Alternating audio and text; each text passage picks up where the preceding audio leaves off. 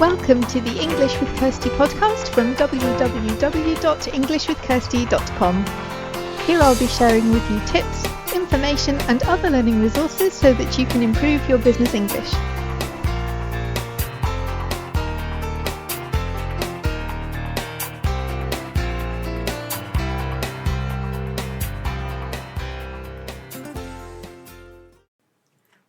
Hi and welcome back to the English with Kirsty podcast. I have a new episode for you. It's an interview episode. I'm sorry about my voice because I'm just recovering from a cold and a sore throat and I nearly lost my voice. So you can hear that my voice isn't 100%. But I thought we had a good and interesting conversation, so I wanted to share it with you. And also, unfortunately, at the end of the podcast, I made a mistake with the link for the show notes page. So the show notes page for this episode is englishwithkirsty.com/podcast/episode 207.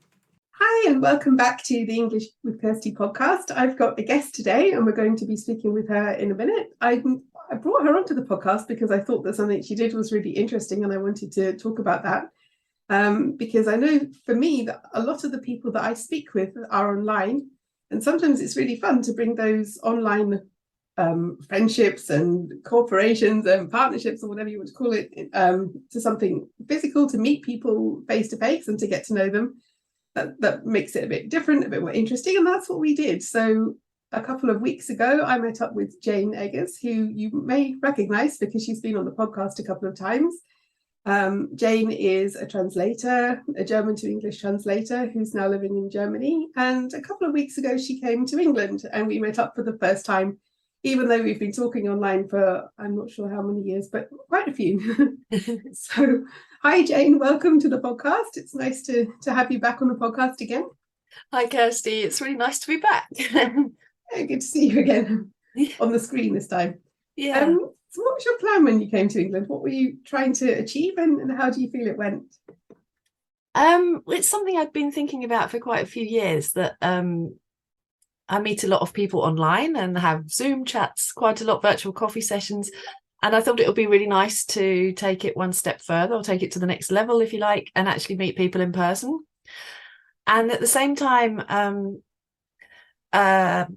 I wanted to, this is going to sound weird, but I wanted to practice my English because I live in Germany, but I translate into English. I wanted to meet up with other business owners and other translators to really talk about business topics in English. I mean, I visit my family a lot, but we don't talk about that kind of thing that I do for my work. So I wanted to get that opportunity.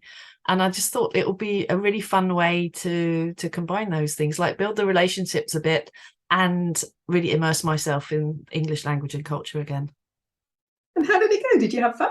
Oh, I had an amazing time. Yeah, it was so cool. It really worked out how I'd hoped. I did a circuit of what it's called my Southwest England tour. So as well, obviously I met you in Basingstoke, and then I went down to Southampton and when I was Bournemouth, Swanage, and over to Bristol, and then Swindon, and I met up. Yeah, it went very, very well. I had lots of kind of small groups. That was the key for me. 1-to-1 or 1-to-2. Apart from in one case where I went to a slightly bigger event in Bristol, but mostly it was smaller get-togethers, and it was just a lot of fun, good conversations. Yeah, I certainly had fun when we met up, and I think I enjoyed it that it was small. What do you think are the benefits of either practicing language skills in that way? I know you weren't practicing language skills in that sense, but for people who are, because there are a lot of listeners to the podcast who are learning English, or business professionals who want to make new contacts, what do you think are the benefits of doing it this way rather than going to something really big like a conference or a meetup where there are lots of people? Well, I think it does depend on your personality, but I know that for me, I feel much more comfortable in smaller groups. I can get quite overwhelmed when it's a big get-together, especially if it's loud. I sometimes find it difficult to hear what everybody's saying, and you have to concentrate a lot more. And I just find you can get a bit deeper. You can have more interesting conversations if you're in a smaller group. So, but I think it's very important to just find what suits you. Maybe some people really love a bigger group atmosphere, and that can be fun as well. I won't say that I don't like it at all, but yeah, I think it's very much a question of working out what's best for you and how you can get the most out of it. Yeah, choosing the people whom you want to know better, and then making a plan how you can do that. Because I think it's true. Sometimes you think it's an additional language thing, but sometimes even when it's in your first language, if there's a lot going on, it can be a bit of sensory overwhelm for some people. So it's nice to do something a bit smaller, but also, yeah, you have more opportunities to speak and to listen in smaller groups. And I think it helps you to get to know people, because maybe if you've got 5 minutes with somebody, you won't get to know them as well as if you spend an hour with them over dinner or something. So you can really get a chance to get to know them. That's right. And the other thing about what I did was that it was quite curated or pre-selected. It was I hadn't met any of you in person before, but I had chatted with everybody on Zoom and stuff. So I already had an idea that it was going to be an interesting evening or an interesting lunch or whatever. You know, I kind of knew that we'd get on. So that was you're going to be stuck with somebody that you're looking at the clock thinking, when can I finish this? When can I go home? Right. Well, yeah, taking it to the extreme, yes. Well, I mean, especially in the case if you're planning a trip overseas to meet people, you want to know that you're basically going to have something to talk about and that it's going to be worthwhile if you're investing that time. Obviously, if you go to a local networking event for an evening, then you can try and see who you meet. I mean, that can also be interesting and spontaneous. But yeah, I quite liked that sort of pre-select option. Yeah. Because really it's an extension of what you do. I know that you are good at following up with people. Like if you go to an event and you meet some interesting people, then you will have virtual coffees with them. Yeah. So how do you think this, either as a business owner or as somebody who's improving their language skills, we have both listening to the podcast, but how do you think this can help what you're doing? How can that help us to improve our language skills? Maybe if I were doing it in Romanian, or how does it help us as business owners to find new contacts? I think when you're networking, you have to spread your net wide. I mean, it's not the people I've met up with in the UK are not necessarily those who are then going to come back and give me translation work. But it's always good to have more contacts, because you never know who knows who or what's going to come up. But basically, it's just fun. When it comes to learning a language, I don't know. I think it's easier to learn if you can find people that you like, you enjoy spending time with, because then you're not focusing on, oh, I must now speak English or Romanian or whatever, but you're basically just having fun with new friends. And then the language learning part will come automatically because you'll be so much more motivated. So I think there's a lot to be said for that. If you can find a fun way of getting together with people, you know, whether it's finding a shared interest or doing what I did and meeting up with them. I mean, I did some trips with some of the people I met up with, and you just kind of, it takes the focus off. You get to know them without sort of thinking, I am now getting to know somebody, or I am now practicing my language. So you have a joint activity. And I think sometimes in terms of the language element, the pressure can be off if you're just talking to one person. Okay, you have to keep the conversation going and you can't hide behind all the other people that are there. But when I went to networking meetings, I was very reluctant to share in the group discussion, for example, in Romanian. Don't have that problem in English. Whereas we had breakout rooms with just one person, and I actually enjoyed that. Obviously, it depends who else is in there, but with some people, I really started to relax and feel, okay, I can do this, because it was just one person, and that can really help you. If you need to build your confidence, then sometimes it's a lot easier to build your confidence with one or two people than with a big group of people. Yes, yeah, I agree. You can learn a lot there. You can learn vocabulary, but in terms of, if you're somebody who's a bit shy about speaking, then starting small can sometimes be a really good way to start, because then nobody's watching you, just the person that you're with. And if you like them, then even better. Yeah, and it's much easier to, if you're just having a one-to-one conversation, it's much easier to stop somebody and say, oh, sorry, I didn't understand that, or can you just repeat, or what did you mean by that? But whereas if you're in a group of like 10 people having one of those big over-the-table conversations, I would hesitate to then draw all the attention to myself and say, oh, sorry, I didn't understand. Obviously, you can do that. It depends on your personality, but I find that a lot easier in a one-to-one situation. I'd be more confident with that. Yeah, and I think generally people will wait for you more in a one-to-one conversation, because they're talking to you, but sometimes even with the best intentions, if there's a big group of people and everybody starts talking at the same time, then that's more information for you to process. So that's true, yeah. And sometimes you might not, I mean, depending where you are in your language learning, you might be focusing on getting your sentence correct and getting the grammar right, and then by the time the conversation comes around, it's already kind of moved on, you know, by the time it's your turn to chip in again. That can be hard. And creating space to chip in, I think that's something that I sometimes have an issue with in English as well, to be honest, because of the lack of eye contact. But yeah, finding the right time for when you can say your part, even though you have just been rehearsing it in your head for the last 2 minutes, you know. Yeah. Finding a time to chip in can be more of a challenge in an additional language. It doesn't have to be. It really depends on you and your personality. But if you find that it is, then that's another reason why starting on a one-to-one basis can be helpful. Yes, yeah. Okay, so what did you learn when you were here? Or a couple of things that you discovered either about yourself or about the UK or about the people, without being too revealing everything on the podcast? But what did you learn? I found how nice it is in Bristol. I'd never been there before, and I just thought it was a lovely city. It has this really never been to Bristol. It was nice. It was very studenty, and it had a sort of quirky vibe to it, a bit arty. And I have to admit, I didn't realise how close it was to the border with Wales either, because I was able to pop over for dinner with some people, so that it was only like 40 minutes drive across. Well, the actual drive over the border was even shorter, but I only drove 40 minutes to my dinner. So that was something. I'm reminded, I mean, I know this really, but I'm reminded again and again how much contactless payment is more of a thing in the UK than it is here in Germany. Oh, okay. Because I don't think I hardly paid anything in cash the whole time, which is extremely convenient. And like, I'm thinking, even in the cathedral in Bristol, they had a box for donations, and even there they had a QR code that you could just scan, so you could just pay your donation contactless, or contactlessly, or whatever the word is, by card.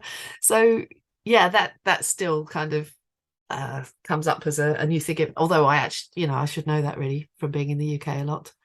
What I learned for myself was that and this is where my plans actually paid off, not to fill the whole day with meetings and appointments, because I need time to recuperate. So I wouldn't, if I was meeting somebody for lunch, then I would probably leave the evening slot free for myself to read my book or go for a nice walk or something. So I found that quite important, because when I was planning the trip, it was quite tempting to fit in as much as possible. But I had the feeling that I'd probably burn out halfway through the week if I did that. And it was actually really nice to have some gaps. So I enjoyed that I could just get my energy back and process the conversations that we'd had, and yeah, that felt good. So I learned that was a good assumption on my part when I was planning it. Yeah, that worked out. I think it is, because I used to work in London, and we often used to see big groups of tourists, and we're going here, we're going there, and you have to be here by this time because then we're going to and I thought, well, they will see a lot, but it just felt rushed. What they were doing, their itinerary was to do as much as possible and to see as much as possible, which if you've come a long way, I can understand why people would. But at the same time, if you need a break after your holiday, because exactly, yeah, rushing around, that's not very relaxing. So yeah, it gives you time. And if something takes a bit longer, or if you want to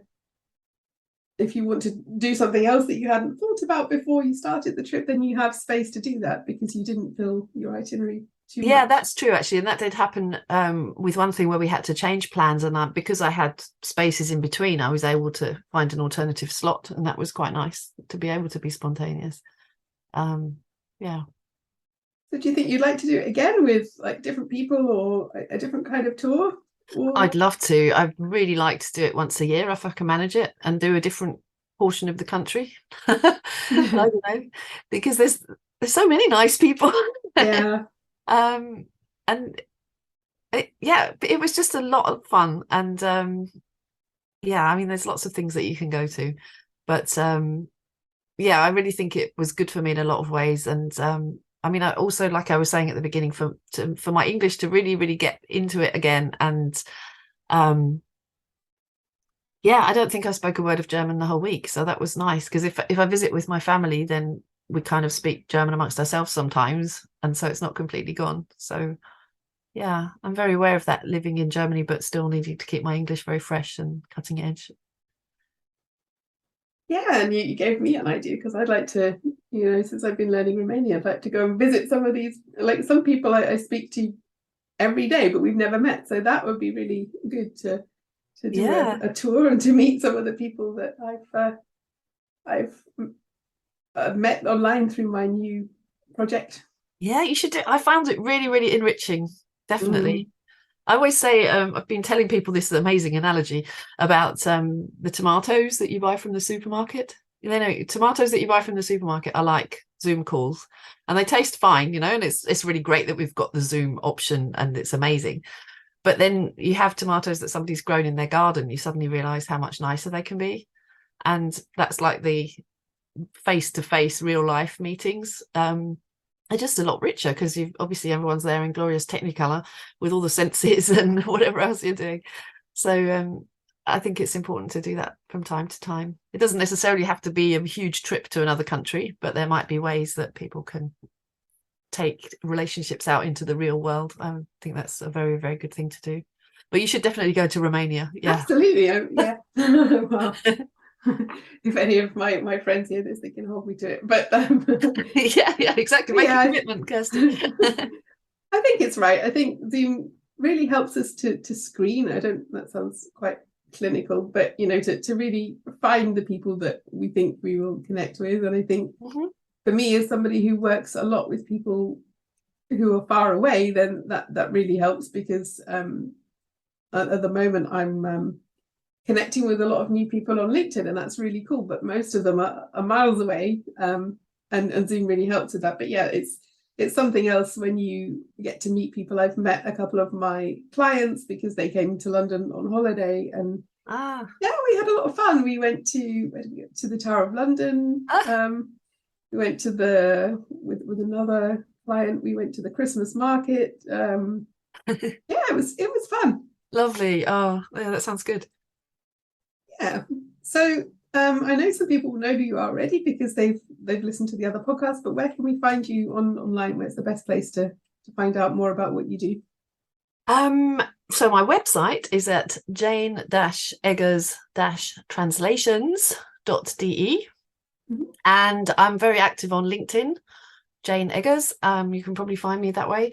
I'm always happy to be connected with new people, and yeah, so drop me a line on LinkedIn if you'd like to get in touch. Yeah, that would be lovely. Okay, and I'll add those links to the show notes page as well. Thanks. So people can find you, find out where you are, and find out more about what you do. Yes, I can. Jane is definitely active on LinkedIn, so she posts a lot of good content. So go and check her out on LinkedIn and her website too. And the show notes page will be, I'm just checking, at www.englishwithkirsty.com/podcast/206. So thank you, Jane, for coming. Thanks for having me. It's been fun. It's been good to find out what you did. And yeah, let us know in the comments whether you have done any of these things, whether you find it helpful to meet in smaller groups or if you like the big groups, and whether you have any other tips for networking or meeting new people, especially if that involves using an additional language, because it's always good to share the tips and things that have worked for us. So have a good week and have fun learning English.